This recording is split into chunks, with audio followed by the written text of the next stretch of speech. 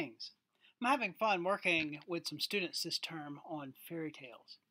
And we were looking at some of the stories over time and place, and we found that wishes, one or more, shows up in a number of these fairy tales and related stories. Some of the stories are really kind of fun and quite whimsical. The wishes that are made and what happens. Uh, then we started talking about wishes in our own life, things that you might wish for. And then just when you think broadly, like the whole idea of fairy tales and children of wanting to be transported into another place. And for us in our modern time, the simple answer to that is like winning the lottery. So if you won multiple millions of dollars, what would you do? We're kind of having that conversation. And we're looking back at the fairy tales and realizing that all of them, every story has a moral to the story, and there's always something related to the wishes. But one of the byproducts is always to be very careful with the wish that you make, so that what you get is what you'd hope for when you made the wish, and not something either related or in some cases not related to what you had in mind, but the words that you spoke sent you somewhere else. And then we found that many of the stories, there's often sort of, like all magic, if you're doing something outside of the realm of normalcy, there's some kind of price to be paid for that. And another funny thing we were talking about a little bit is there's always the idea if you take the genie out of the bottle, that the genie will grant you a wish or more. And then there's always some of these stories, there's a concept of putting the genie back in a bottle. And the question came up for us, does that mean that you have to give the genie 3 wishes? I don't know. It's worth thinking about. In our early work on wishes, we made some connections to the idea, the concept of hope. We looked at the Make-A-Wish Foundation, which is a wonderful organization that helps terminally ill children. We talked about things that many people are familiar with. The Make-A-Wish upon a star, which many, many people do.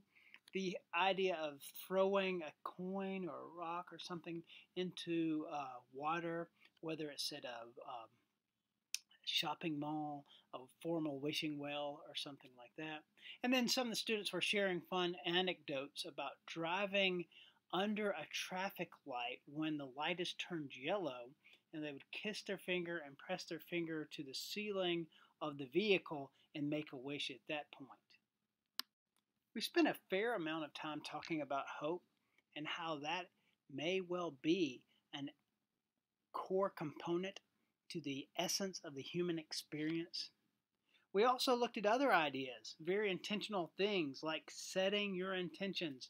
There's a little book by Rhonda Byrne called The Secret, which we talked about. There's a video about that as well with the same name, where the author, Rhonda Byrne, is very clear in that you need to set your intentions daily, your short-term intentions, long-term intentions, and then the book goes on also to talk about the law of attraction, and part of that is putting your hopes, your wishes, your intentions into the universe.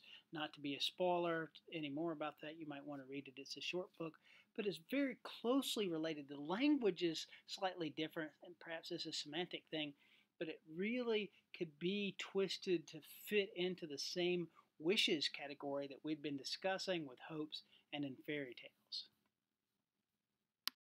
One area where many of us agreed of how wishes connect with sort of another part of the regular experience of life is through goals. We all kind of agreed that like a wish, there's something that you want.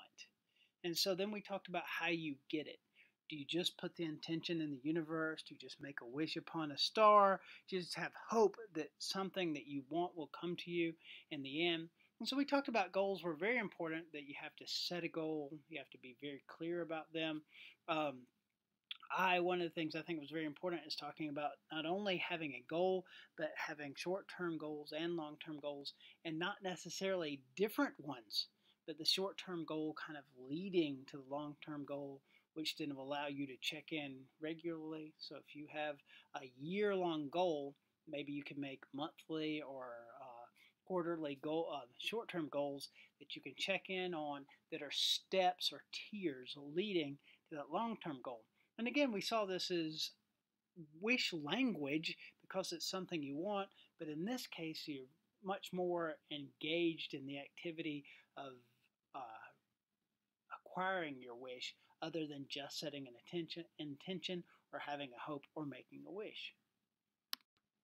As one might imagine, prayer became a part of the conversation. In the same way that you have goals or intentions, wishes, there are things that you want that you put out to a greater being. Uh, so we talked about what that might mean, how prayer works individually and corporately, that the majority of the world religions have an idea of praying for individual things, things for the community, things for the world. And then we had some fun little anecdotes we talked about.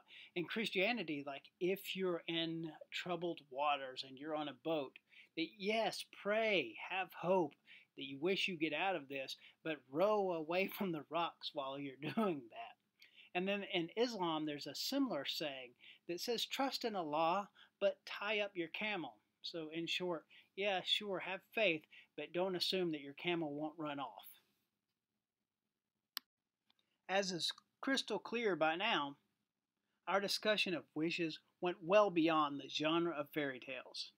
We found wishing or receiving wishes to be a standard motif or a convention inside many, many areas of literature, such as mythology, folklore, fairy tales. We found something similar to it in sacred scriptures, and self-help books and programs are abundantly flowing with the same kind of language that we've mentioned here. Across all of those literary genres, we found that words have power. Written words, spoken words, and also unspoken words. We found that there's power in unheard words, like intentions or perhaps prayers, that are only heard by the individual and the divine. We see that it's so powerful over the course of time that there's sort of a little admonition to be careful when you make a wish. But with all that said, if you could have one wish and it would come true, what would it be?